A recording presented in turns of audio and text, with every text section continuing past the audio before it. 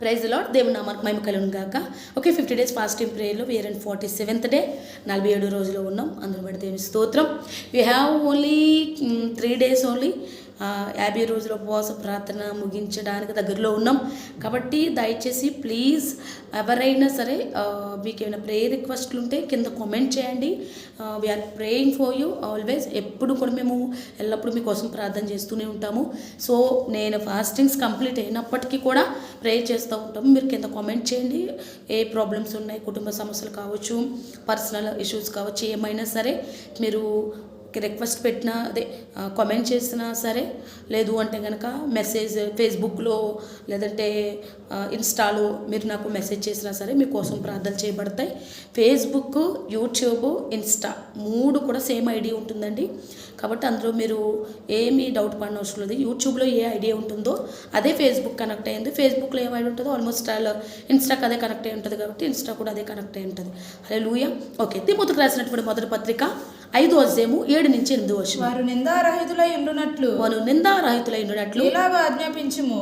ఎవడైనను స్వకీయులను విశ్లేషణముగా తన ఇంటి వారిని సంరక్షింపకపోయిన ఎడల వాడు విశ్వాస త్యాగము చేసిన వాడై అవిశ్వాసి కన్నా చెడ్డవాడై ఉండును. ఇక్కడ తన ఇంటి వారిని ఎవరైతే సంరక్షించారో వారు విశ్వాస త్యాగి అవిశ్వాసి కన్నా చెడ్డవాడే ఉంటారు.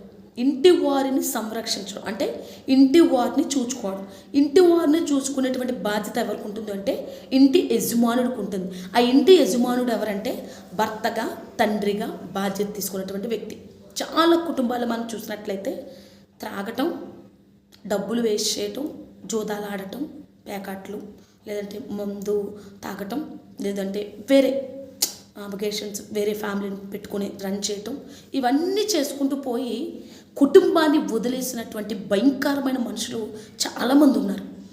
ఇప్పుడు ఒక బాధ్యత దేవుడు నీకు ఇచ్చాడు అంటే ఒక హస్బెండ్గా లేదంటే ఒక తండ్రిగా ఒక బాధ్యత నీకు ఇచ్చినప్పుడు హస్బెండ్ బాధ్యతలో ఉన్నప్పుడు హస్బెండ్ బాధ్యత, తండ్రి బాధ్యతగా ఉన్నప్పుడు తండ్రి బాధ్యతను కూడా సంరక్షించకపోతే విశ్వాసి కన్నా చెడ్డవాడే, అవిశ్వాసి కన్నా చెడ్డవాడే. అవిశ్వాసి అంటేనే పాపం చేసిన వాడితో సమానం. అంతకన్నా చెడ్డవాడై ఉంటాడని, విశ్వాసి కన్నా కాదు అవిశ్వాసి కన్నా అంతకన్నా చెడ్డవాడి ఉంటాడని దేవుని యొక్క వాక్యం సెలవిస్తుంది. ఇక్కడ చూడండి, ఒక బాధ్యత దేవుడు నీకు ఇచ్చినప్పుడు నువ్వు ఒక పెళ్లి చేసుకుని ఒక భార్యని నువ్వు ఇంటికి తెచ్చుకుని ఉన్నప్పుడు తర్వాత బిడ్డలు కన్నప్పుడు వారిని చూసుకోకుండా త్రాగుడని చెడు అలవాట్లని కలగజేసుకుంటే రాబోయే టైంలో చాలా అంటే చాలా శాపాన్ని చూస్తాం. చాలా అంటే చాలా శిక్షను అనుభవిస్తాం. ఒక భర్తగా బాధ్యత ఇచ్చినప్పుడు ఆ భర్త బాధ్యత తీసుకునేటట్లుగా ఉండాలి. ఎందుకు అంటే నిన్ను నమ్మి ఒక అమ్మాయి ఇంటికి వచ్చినప్పుడు తన బాధ్యతను తీసుకుంటున్నావా లేదు. తాగటం, కొట్టడం, ఇంకా తను ఏదన్నా సంపాదిస్తే ఈ మధ్యకాలంలో ఎంతోమంది భర్త సంపాదన లేక భార్యలు బయటికి వెళ్ళి లేదంటే భార్యలు వేరే దేశాలకు వెళ్ళి సంపాదించి కుటుంబాన్ని పోషించుకున్న వాళ్ళు చాలామంది. కానీ ఈ రోజులా ఉండిపోదు. ఈ రోజు నాకు గడిచిపోతుంది కదా, నేను తాగినా నాకు నడిచిపోతుంది కదా, నేను ఏ తప్పుడు పని చేసినా నడిచిపోతుంది కదా అంటే దేవుడు నీకు ఇచ్చిన బాధ్యతను పక్కన పెట్టి ఎప్పుడైతే నీ కోసం నీ సొంత అలవాట్ల కోసం లగ్జరీ లైఫ్ కోసం ఎంజాయ్ చేస్తావో అలాంటి వారికి ఖచ్చితంగా కఠినమైన శిక్ష ఉంటుంది. దేవుడే చెప్తాడు వారికి సమాధానం. కాబట్టి ఒక భర్తగా నీకు బాధ్యత ఇచ్చినప్పుడు పిల్లల్ని సంరక్షించకుండా, పిల్లల్ని చూసుకోకుండా, నిజంగా తాగి చెడు అలవాట్లు కలిగి ఉండి పిల్లల్ని బాధ పెట్టిన తల్లిదండ్రులు కూడా ఉంటున్నారు. కాబట్టి ఇక్కడ దేవుడు ఒక కుటుంబాన్ని ఇచ్చాడు, పిల్లల్ని ఇచ్చాడు, చక్కటి భార్యని ఇచ్చారు. కుటుంబాన్ని చూసుకోవాల్సిన బాధ్యత నీదే. అలాగైతేనే పెళ్ళిళ్ళు చేసుకోండి, అలాగైతేనే పిల్లలకు కానండి. అంతేగాని పెళ్ళిళ్ళు చేసుకుని పిల్లలు కానీ బాధ్యత మర్చిపోతే ఖచ్చితంగా దేవుడి వారికి సమాధానం ఖచ్చితంగా శిక్షారూపంలో ఉంటుంది.